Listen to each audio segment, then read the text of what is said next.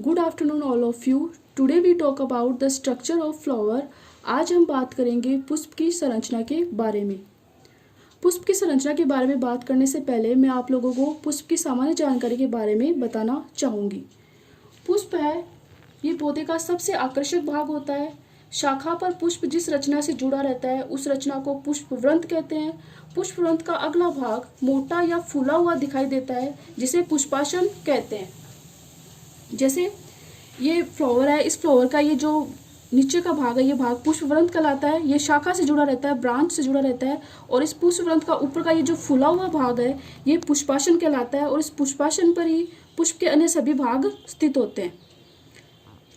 पुष्प पौधे का लैंगिक अंग भी है क्योंकि पुष्प के एक भाग अंडाशय से फल बनता है, फल से बीज बनते हैं और फिर बीज से एक नए पौधे का विकास होता है।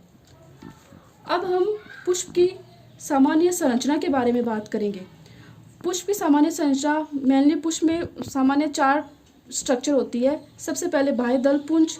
बाह्य दलपुंज के अंदर की तरफ होते हैं ये जो रंगीन भाग होता है ये होता है दलपुंज। दलपुंज के अंदर की तरफ होता है पुमंग, ये वाला भाग पुमंग होता है। और पुमंग के अंदर की तरफ सबसे भीतरी भाग होता है जायंग।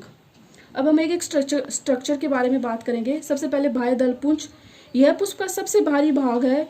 यह कई बाह्य दलों से बना होता है और सामान्यतः हरा होता है। जैसे इसमें देखिए आप, ये पुष्प का जो सबसे बाहर की तरफ वाला भाग है ये हरा भाग, यह बाह्य दलपुंज कहलाता है। और इसका प्रत्येक भाग है वो बाह्य दल कहलाता है। और इसका मेन कार्य क्या होता है कि ये कली अवस्था में पुष्प की रक्षा करता है। इसके बाद हम बात करेंगे दलपुंज। बाह्य दल के अंदर की तरफ ये वाला भाग, ये जो कलरफुल भाग है, रंगीन भाग है, ये भाग दलपुंज कहलाता है। और इसके प्रत्येक भाग को दल कहते हैं। जैसे इसमें प्रत्येक 5 दल है। और इसका मेन कार्य क्या होता है, ये रंगीन होता है। रंगीन होने के कारण यह परागण के लिए कीटों को अपनी तरफ आकर्षित करता है। जैसे मैंने यहाँ विभिन्न प्रकार के फ्लावर आपके सामने रखे हैं।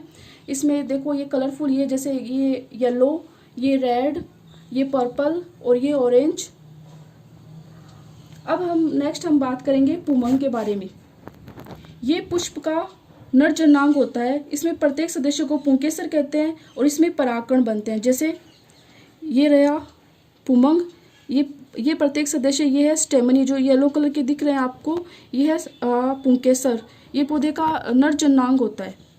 इसके बाद हम बात करेंगे जायांग के बारे में। यह पुष्प का अंतिम भीतरी चक्र है। यह मादा प्रजनन अंग है।